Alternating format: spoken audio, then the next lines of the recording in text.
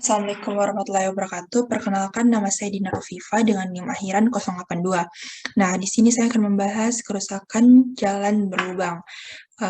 Studi kasus itu jalan Dertasning.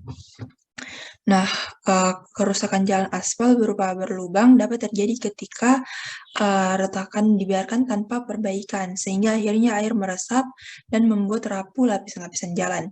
Lubang yang awalnya kecil ini bisa berkembang menjadi lubang-lubang yang berukuran besar yang dapat membahayakan pengguna jalan. Nah, kita lanjut ke faktor penyebab. Yang pertama itu drainase yang tidak berfungsi atau tidak adanya drainase. Ini akan mengakibatkan air menjadi tergenang di badan jalan, nah sehingga air mencampur pada aspal yang akan mengakibatkan terjadi pelepasan butiran aspal dan mengurangi daya lekat aspal sehingga jalan akan mudah terjadi kerusakan.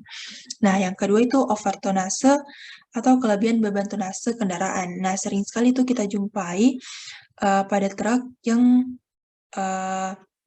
kapasitas yang tidak memenuhi kapasitas kendaraannya atau tidak memenuhi masanya. Nah, yang ketiga itu kondisi konstruksi tanah dasar yang tidak stabil.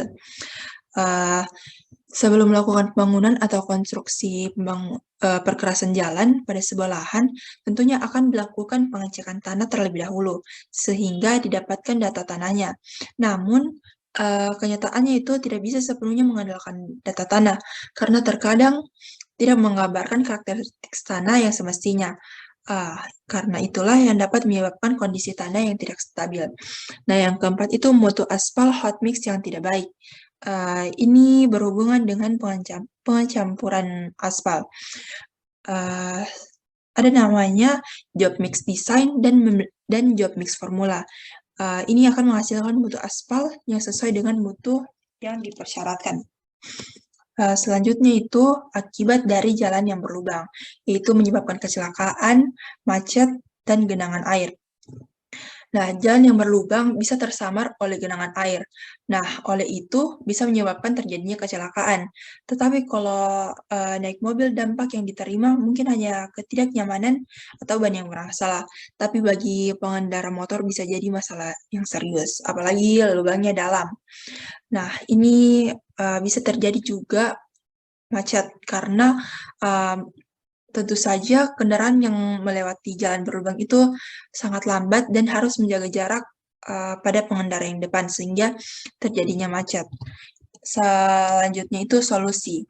Nah, diperlukan perawatan jalan secara berkala oleh instansi terkait agar tidak membahayakan masyarakat pengguna transportasi, terutama pengendara sepeda motor. Yang kedua itu adanya sistem drainase yang baik atau minimal sesuai dengan standar yang berlaku sangat penting untuk mengalirkan air di badan jalan agar tidak menggenang. Yang ketiga itu diperlukan penyelidikan teknis terhadap tanah dasar agar dapat dilakukan penanganan teknis yang sesuai keadaan kondisi tanah tersebut. Nah, yang terakhir itu ada tips antisipasi bahaya jalan berlubang. Yang pertama, berjalan di lajur kiri. Menjaga posisi tetap di lajur kiri dibutuhkan karena posisi tersebut lebih aman untuk melakukan manuver atau pengereman. Nah, karena posisi tersebut lebih aman, sehingga siap menghadapi lubang jalan. Karena biasanya di lajur kanan itu kendaraan melaju dengan kecepatan yang lebih tinggi. Nah, yang kedua itu kenali rute. Nah, penting bagi pengendara, spesialnya motor, untuk mengetahui jalur yang akan ditempuh dalam perjalanan dengan mengetahui dan hafal pada jalanan yang akan dilalui.